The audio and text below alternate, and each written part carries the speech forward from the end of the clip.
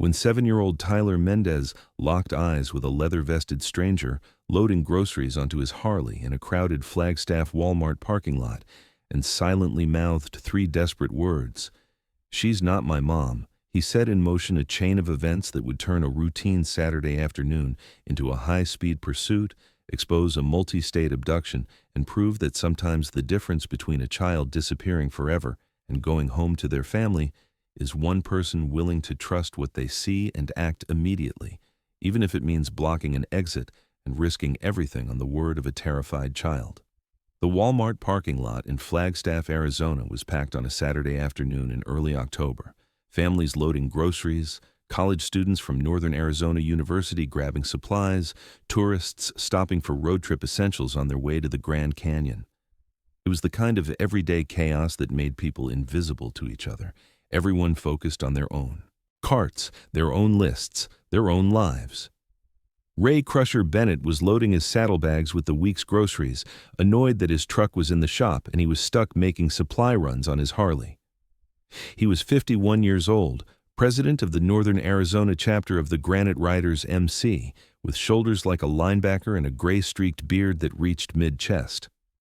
The club ran clean veteran support programs, toy runs, community outreach, and Ray had been a member for 23 years after retiring from the Phoenix Police Department. Old cop instincts died hard, which is why he noticed them. A woman in her 30s, bleached blonde hair, too much makeup, wearing designer sunglasses and an outfit that screamed trying too hard, was pushing a shopping cart across the parking lot toward a white SUV. Beside her, holding her hand in a grip that looked uncomfortably tight, was a boy of maybe 7 or 8 years old. The kid's appearance didn't match the woman's at all. She was put together and polished. He looked like he'd been dressed in whatever was handy. A wrinkled Pokemon t-shirt that was too small, basketball shorts that were too big, mismatched socks, and sneakers that had seen better days. His dark hair was uncombed, sticking up at odd angles. But it wasn't the mismatched appearance that caught Ray's attention. It was the boy's face. Ray had been a cop for 26 years before retiring. He'd worked missing persons, Amber Alerts, child abduction cases. He knew what a scared kid looked like. This boy's eyes were too wide, too watchful. His small body was rigid with tension even while being pulled along. His free hand kept reaching up toward his face like he wanted to wipe his eyes or his nose, but stopped himself, and he kept looking around the parking lot with desperate, searching glances like he was looking for help, but didn't know how to ask for it. The woman stopped at a white SUV with California plates, popped the trunk, and started loading bags. The boy stood very still beside her, and Ray saw him turn his head, scanning the parking lot again. Those desperate eyes swept past Ray, moved on, then came back and locked on. Ray felt that old cop instinct flare. Something's wrong. The boy stared at Ray for 3 seconds that felt like 30. Then deliberately, the kid mouthed 3 words. No sound, just lips moving in exaggerated, careful shapes. "She's not my mom." Ray's blood went cold. The boy mouthed it again, making sure Ray understood. "She's not my mom." Then the woman's hand clamped on the boy's shoulder, spinning him around. "Get in the car, Tyler, now." Her voice was sharp, authoritative, the kind that expected obedience. The boy climbed into the back seat immediately, that practiced compliance that came from fear. The woman slammed the trunk, got behind the wheel, and started the engine. Ray made a split-second decision that would either save a child's life or make him look like a paranoid idiot. He swung onto his Harley, fired the engine, and rode straight to the parking lot's only exit. Then he stopped his bike sideways across the lane, completely blocking it, and killed the engine. The white SUV approached the exit, then stopped when the driver saw a 6'2", 250-pound biker blocking her path. Ray could see her face through the windshield, irritation shifting to concern, shifting to calculation. She honked. Ray didn't move. She honked again, longer. Ray pulled out his phone and very deliberately held it up so she could see he was dialing. Her eyes went wide. She threw the SUV in reverse, but Ray had already hit send. 911, what's your emergency? This is Ray Bennett, retired Phoenix PD. I'm at the Walmart on East Route 66 in Flagstaff. There's a white SUV, California plates. He rattled off the number he'd memorized. Woman and a young boy, maybe 7 or 8 years old. The kid just mouthed to me that she's not his mother. I've blocked the parking lot exit and I need units here now. This could be an abduction in progress. The dispatcher's voice sharpened immediately. Sir, maintain your position if safe to do so. Units are being dispatched. Can you describe the vehicle occupants? Ray provided descriptions while watching the SUV reverse toward the far end of the parking lot. The woman was panicking, looking for another exit, but this Walmart only had one vehicle entrance and exit, a security design feature that was about to work in a kidnapped child's favor. Sir, she's trying to find another way out, Ray said into the phone. There isn't one. This lot only has the one exit, but I'm watching her and she's desperate to leave. Officers are 2 minutes out. Stay on the line. The SUV stopped at the far end of the lot. Ray could see the woman on her phone, gesturing frantically. Through the back window, he could just barely make out the boy's small form in the back seat. Then, the woman made another decision. The SUV started moving again, not toward the exit, but toward the perimeter of the parking lot where there was a curb and landscaping. She was going to try to drive over it. She's attempting to jump the curb on the northeast corner, Ray reported. The SUV hit the curb with a jarring thud, tires scraping, then lurched over the landscaping and onto the adjacent street. Ray swore, fired up his Harley, and gave chase while staying on the line with dispatch. He wasn't letting this kid disappear. The SUV turned onto Route 66, heading east out of town. Ray followed, keeping a safe distance but never losing visual contact. His bike was faster and more maneuverable than her SUV. She couldn't outrun him, and she knew it. 2 Flagstaff Police Department units screamed onto Route 66 from side streets, lights blazing. The SUV, boxed in by police cars ahead and a biker behind, pulled over.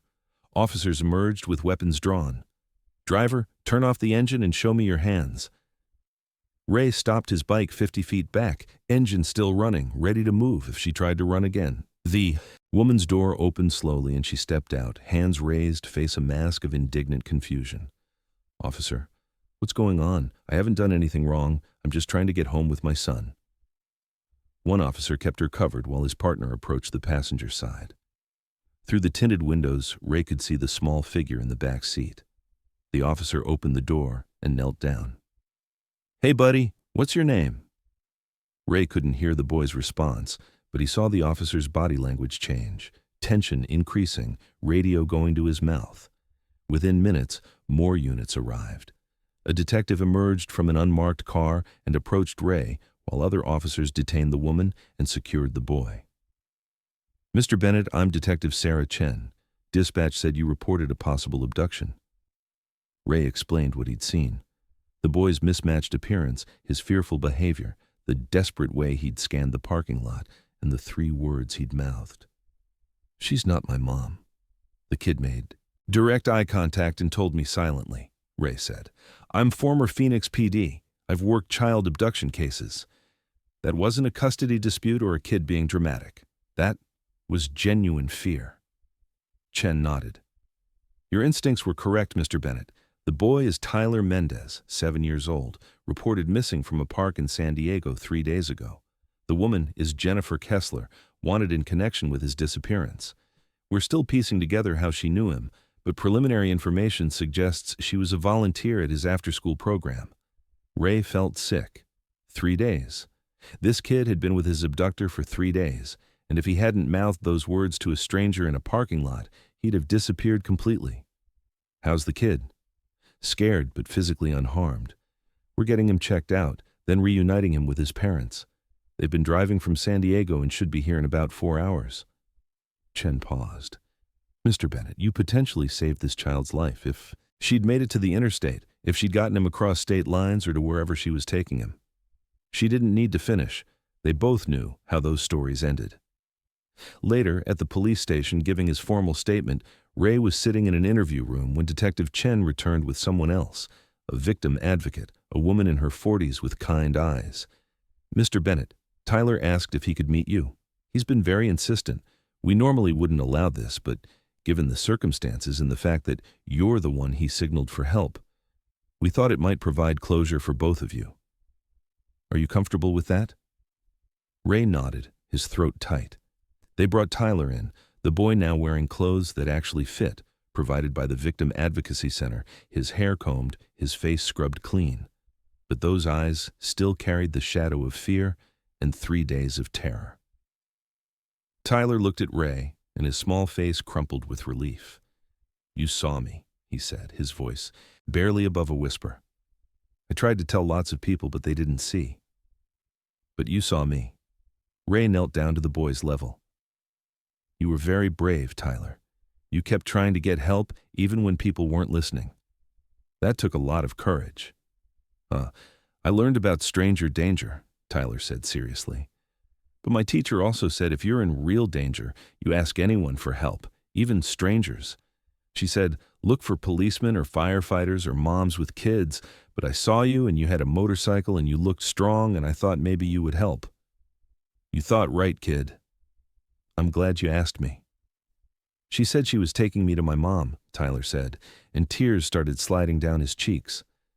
"She said my mom was in an accident and she was supposed to get me. But it didn't feel right, and she wouldn't let me call my mom and she kept getting madder when I asked questions and I was so scared." The victim advocate moved closer, resting a gentle hand on Tyler's shoulder. "Tyler, you did everything. Right. You trusted your instincts. You kept looking for help. And you found someone who listened." Tyler wiped his face with his sleeve, looking back at Ray. "Thank you for blocking the car. Thank you for not letting her take me away." "Anytime, kid," Ray said, his voice rough. "Anytime." 4 hours later, Tyler's parents arrived at the Flagstaff police station. Ray had stayed, unable to leave until he knew the kid was safely reunited with his family. When Tyler saw his mother come through the door, he ran to her with a cry that was part relief, part release of 3 days of held-in terror. Maria Mendez dropped to her knees and wrapped her son in her arms, sobbing into his hair, while her husband Marco stood behind them, with tears streaming down his face. The family held each other for long minutes, and every cop in that station had to look away because watching that kind of reunion broke you open and put you back together at the same time. When they finally pulled apart, Maria Mendez looked around the room until her eyes found Ray. She walked over, still holding Tyler's hand, her face streaked with tears. "You're the man who saw him, who blocked the exit." "Yes, ma'am. My baby." Her voice broke. "My baby was missing for 3 days, 74 hours, and every second I thought I'd never see him again." I thought she couldn't continue, overwhelmed. Marco stepped in, his hand on his wife's shoulder. "Mr. Bennett, the detective told us what you did, how you recognized Tyler was in trouble, how you blocked the parking lot so she couldn't escape, how you chased her down when she tried to run." He paused, his voice thick with emotion. "You gave us back our son. How do parents thank someone for that?" "You don't," Ray said simply.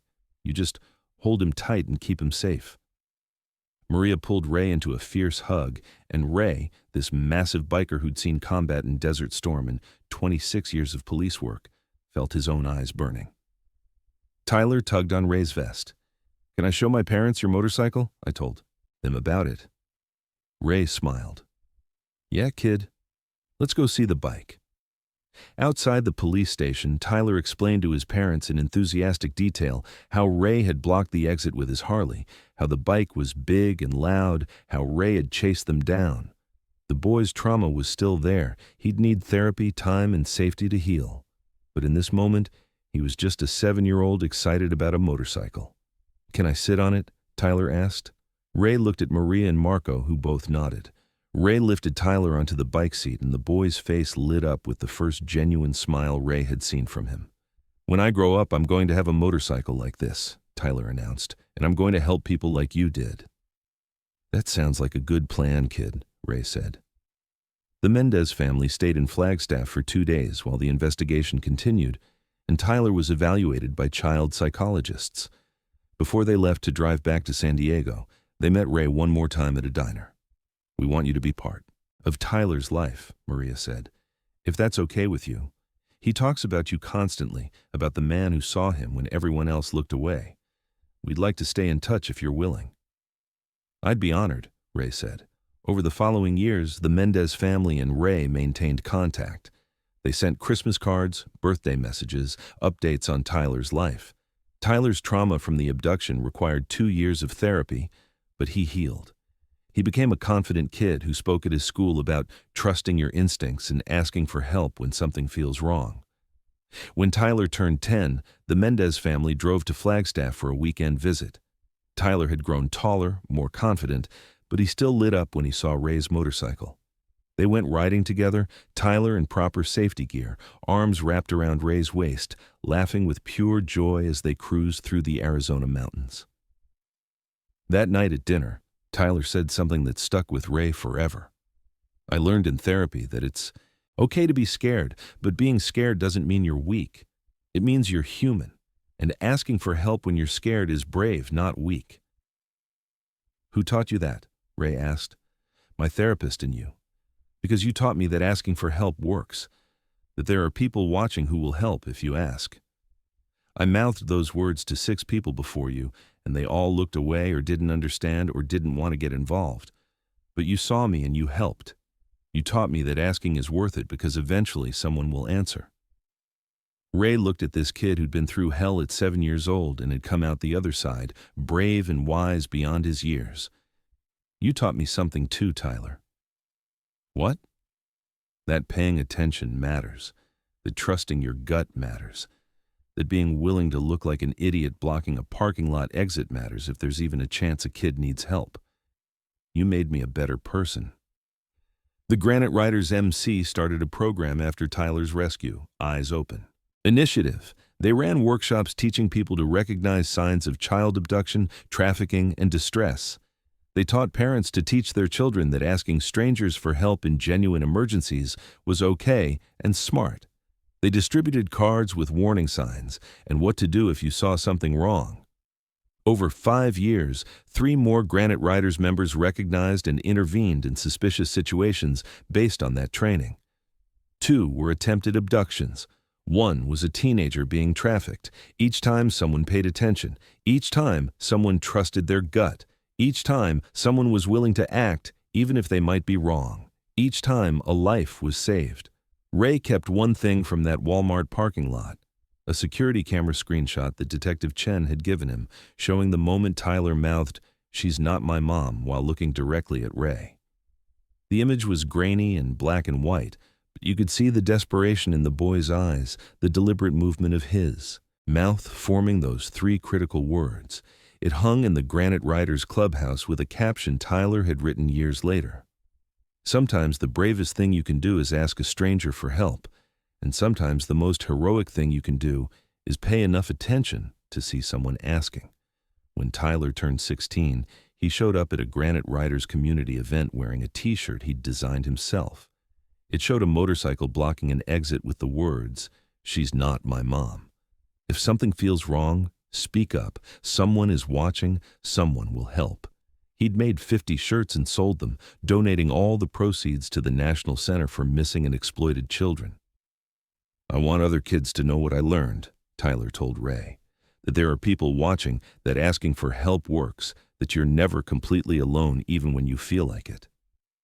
Ray looked at this young man who'd been a terrified 7-year-old, silently mouthing a desperate plea in a parking lot, who'd been brave enough to keep trying even after 6 people had ignored him, who'd grown into someone who wanted to help other kids feel less alone. "Your parents raised a good man," Ray said. "You helped raise me too," Tyler replied. "You showed me what it looks like to care about strangers, to pay attention, to act when it matters. That's the kind of person I want to be." Because that was the truth, wasn't it? That one person paying attention could save a life. That trusting your gut when something felt wrong was worth the risk of being mistaken. That blocking an exit and causing a scene and looking potentially foolish was a small price to pay if it meant a child went home to their parents instead of disappearing forever. The story of Tyler in the Walmart parking lot became part of Granite Riders' identity. It was a reminder that their community role wasn't just charity rides and toy drives. It was being present, aware, and willing to act when vulnerable people needed someone to see them and take them seriously. Jennifer Kessler went to trial and received a sentence of 25 years. The investigation revealed she'd become obsessed with Tyler during her volunteer work at his after-school program, had convinced herself she could be a better mother, had planned the abduction for weeks. She'd told Tyler his mother had been in an accident, had used her position of trust to get him into her car and had been driving toward a remote property she'd rented in Montana, where she planned to keep him hidden. The after-school program implemented new security protocols. Volunteers underwent more extensive background checks and psychological evaluations. No volunteer was ever allowed to be alone with a child. The supervisor, who'd hesitated to call police that day, carried guilt that would stay with her forever, even though Tyler's parents assured her they didn't blame her. Tyler graduated high school with honors and announced his intention to study criminal justice in college. He wanted to work with missing children cases, wanted to be the person who brought kids home to their families. At his graduation party, Ray showed up on his Harley, now with a few more miles and a few more gray hairs, but still the same man who'd blocked an exit 11 years earlier because a 7-year-old boy had trusted him with 3 silent words. Tyler walked over, now taller than Ray, filled out with the confidence of someone who knew what he wanted from life. "I've been thinking about that day a lot lately," Tyler said. "About all the small decisions that had to go right for me to be standing here. If you'd looked away, if you'd convinced yourself you were imagining things, if you'd decided it wasn't your business, I wouldn't be here. I'd be a statistic, a missing child who never came home." Ray shook his head. "You'd be here because you were brave enough to ask for help. You saved yourself, kid. I just happened to be paying attention." "That's my point," Tyler said. "You happen to be paying attention. Most people aren't. Most people are so focused on their own lives that they miss the kid in the parking lot who's desperately trying to signal for help. You were different. You saw me, and that made all the difference." He paused. "I'm going to spend my career trying to be like you, trying to be the person who sees, who pays attention, who acts. Because if I can save one kid the way you saved me, then everything I went through will mean something." "It already means something," Ray said. "You're standing here, you're whole, you're helping other people. That means everything." Tyler pulled something from his pocket, a small leather patch, worn and faded. It was the Granite Riders logo. "I've carried this since the day you gave it to me," Tyler said. "You told me it meant I was family, that I'd always have brothers watching out for me. I want you to know that I've never forgotten that, and I never will." Ray felt his throat tighten. "You're the best thing that ever came out of my time as a cop, you know. That? All those years, all those cases, and you're the one I'll remember. The scared kid in the parking lot who was brave enough to ask for help and smart enough to keep asking until someone listened." The party continued around them, but for a moment, it was just the two of them, the biker and the kid he'd saved, connected by 3 words mouthed in desperation and a split-second decision to believe and act. If you've ever been in a public place and seen something that didn't feel right, if you've ever wondered whether you should get involved or mind your own business, Tyler's story is your answer. Children in danger are often trying desperately to signal for help in ways that require us to truly see them, to read the fear in their eyes, to trust our instincts even when we might be wrong. Share this story with someone who needs to remember that awareness saves lives, that one person choosing to act can stop a nightmare in progress, and that sometimes the most important thing you can do is see a child who's trying to be seen. Tell us in the comments, have you ever noticed something that felt wrong and acted on it? Have you taught children in your life that asking strangers for help in real emergencies is okay? Your awareness matters because predators and abductors count on bystanders looking away. And every person willing to pay attention and act becomes part of the solution that brings children home safe to their families where they belong.